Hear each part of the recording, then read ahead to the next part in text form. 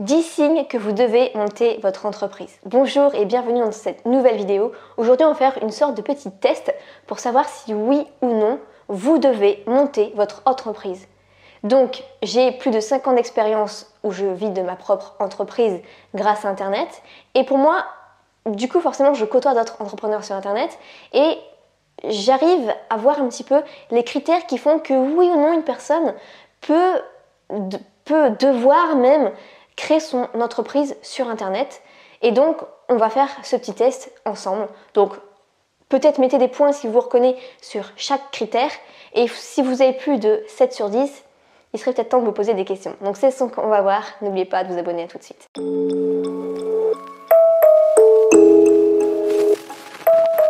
Première chose, c'est que votre moteur, c'est les autres. C'est-à-dire que vous n'êtes pas quelqu'un qui fait seulement les choses pour vous-même, pour votre propre intérêt. C'est toujours derrière, vous voulez faire quelque chose pour faire plaisir à quelqu'un, pour aider une autre personne. Il y a toujours cette notion de moteur vers les autres. Et moi, je me souviens que j'avais fait un test pour savoir si mon moteur était tourné vers les autres ou vers moi-même. Et tous les autres, c'était vers eux-mêmes, et moi, c'était vers les autres, uniquement vers les autres. C'est mon moteur.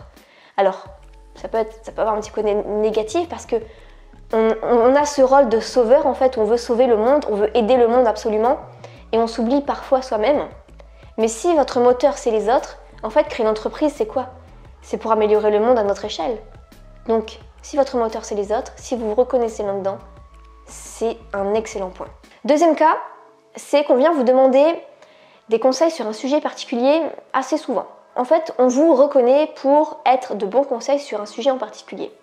Peu importe le domaine, la cuisine, le domaine amoureux, les crises de couple, je sais pas, la couture, le jardinage, la mécanique, vous vous y connaissez forcément dans un domaine. Alors je dis pas que forcément vous êtes expert, mais vous êtes suffisamment passionné pour vous y connaître quand même un minimum. Et donc ça peut être un point de départ comme sujet d'entreprise. Troisième point, c'est que si actuellement vous êtes dans un job de salarié, vous vous sentez vide et inutile. Et ça, c'est horrible d'avoir ce sentiment-là toute sa vie, pendant plusieurs années. Si vous faites ça toute votre vie et que vous vous sentez vide et inutile, c'est peut-être le moment de passer à autre chose. Parce que quand on crée son entreprise, on a une sorte de mission en fait. Et du coup, on se sent vraiment utile à la société. On reçoit tous les jours des messages de personnes pour qui on a changé la vie. Et ça, il n'y a rien de mieux pour nous remplir. Le bonheur, en fait, c'est les autres. Si jamais ça vous intéresse, si jamais vous voulez aider les autres, je vous mettrai dans cette description de vidéo le premier lien pour créer votre propre formation numérique, pour créer votre savoir, votre système sur comment enseigner votre savoir pour changer la vie des autres. Donc je mettrai ça sera le premier lien de cette description sous la vidéo. Quatrièmement, vous sentez que vous avez comme une sorte de mission. Je réfléchissais à ce propos et je me disais que les entrepreneurs sont peut-être tous des enfants indigos. C'est-à-dire que les enfants indigos se sentent particulièrement en décalage avec le monde. Ils ne savent pas trop pourquoi ils sont là, mais à l'intérieur, ils ont l'impression qu'ils ont une sorte de mission. Cette mission, elle peut justement se faire à travers de votre entreprise pour améliorer le monde. Donc, moi, ma mission, c'est d'aider les gens à créer leur entreprise sur Internet et faire quelque chose qui leur plaît. Et être payé et se sentir utile avec quelque chose qui leur plaît. Pas d'être un esclave dans une société où ils se sentent ridicules, où ils se sentent inutiles, ils ne se sentent pas à leur place. Si vous sentez que vous avez une mission au fond de vous, vous ne savez pas forcément laquelle, c'est peut-être un signe aussi. Cinquième point, il y a au moins un sujet que vous parlez avec passion. Juste imaginez, vous êtes en soirée, il est minuit 15, commencez à fatiguer et les sujets, forcément, ils ne vous passionnent pas, alors ils vous endorment encore plus. Et là, si on commence à vous demander votre avis sur et toi, je sais pas, t'en penses quoi justement? Est-ce qu'il faut encore créer son blog sur Internet ou pas? Et là, tout de suite, si ça te remotive, si la fatigue disparaît parce que tout de suite tu es dans ta passion pour en reparler, tu tiens peut-être quelque chose. Peut-être que tu as besoin d'en parler sur Internet parce que ça peut vraiment aider les gens. Parce que ces gens se posent des questions, c'est pas vraiment leur passion, mais ils ont un problème avec ça. Et toi, ça te passionne, tu sais comment les aider. Donc, ne sois pas en fait égoïste et partage ta passion, aide le monde avec ton savoir. Sixième point, c'est que imaginez demain, je vous le souhaite pas bien sûr, mais je sais pas, vous apprenez que vous avez une maladie incurable et il vous reste 3 mois à vivre. Quel serait votre regret? Le regret numéro 1 des gens, c'est ne pas avoir vécu la vie comme eux, ils l'entendaient, mais plutôt, ils l'ont vécu selon ce que les autres attendaient d'eux. Leurs parents voulaient qu'ils deviennent, je sais pas, architectes, ils sont devenus architectes pour leur faire plaisir. En fait, on vit une vie pour faire plaisir aux autres. On vit une vie parfaite sur Instagram pour faire plaisir à ceux qu'on n'aime pas. On se plie, je sais pas, on se plie à un copain qu'on n'aime pas, on lui dit ok pour ceci, cela, ok les concessions, mais en fait ça vous plaît pas. Dans le travail, j'en parle même pas, vous faites un travail qui ne vous plaît pas. Donc en fait, vous allez vivre une vie qui ne vous correspond pas. Et justement, pour vivre une vie qui vous correspond, une vie qui vous plaît à vous, c'est peut-être justement ce courage, de monter votre entreprise.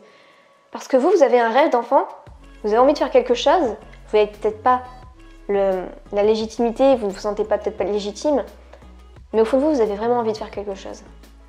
Donc, si demain vous mourrez, quel serait votre regret? Septièmement, c'est que petit ou petite, vous avez déjà créé des choses qui ressemblent à l'entrepreneuriat. Souvent, on dit aux entrepreneurs, mais qu'est-ce qui t'a poussé à devenir entrepreneur? Est-ce qu'il y avait des choses quand tu étais enfant? À quel âge ça a commencé? Et si on y réfléchit bien, il y a toujours des petits trucs.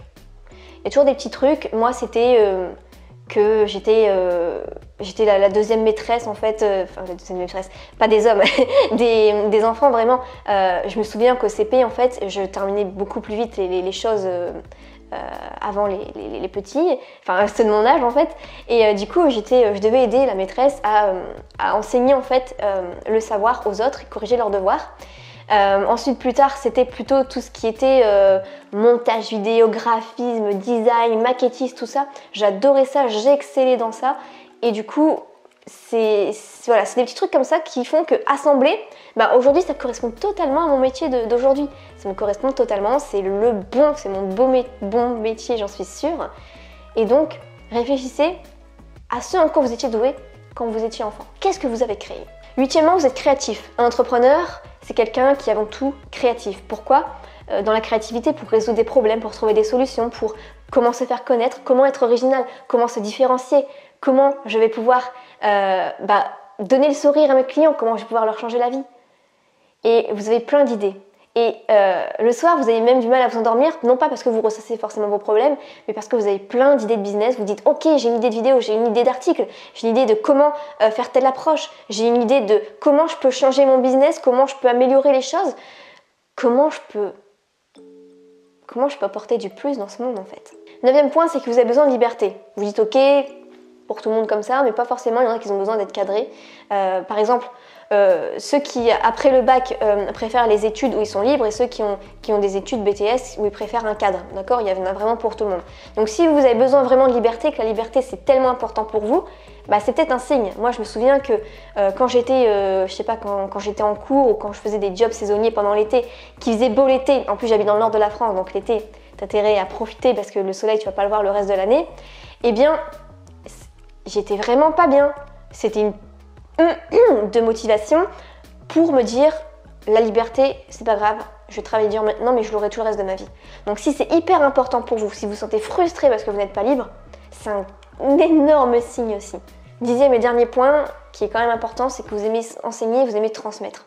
Si vous n'aimez pas transmettre, si vous n'aimez pas enseigner avec pédagogie, ça va être un peu difficile. Parce qu'on n'enseigne pas à une classe, on n'enseigne pas en étant forcément consultant, mais on enseigne forcément à peut-être une personne en coaching, on enseigne grâce à des formations en ligne, on enseigne dans du trafic qui est gratuit sur YouTube. Bref, on enseigne tout le temps. En fait, on synthétise notre savoir pour le redonner à notre sauce. Donc c'est important d'aimer ça. Donc voilà pour ces signes, j'espère que ça vous a permis de voir clair, j'espère que ça va vous faire réfléchir et si tout ça vous intéresse, eh bien allez voir les liens dans ma description pour passer à l'action, pour commencer à vous aussi devenir entrepreneur sur internet. Voilà pour cette vidéo, on se retrouve dans une prochaine, n'oubliez pas le petit pouce juste en dessous si cette vidéo vous a permis d'avoir quelques déclics et prenez soin de vous. Ciao.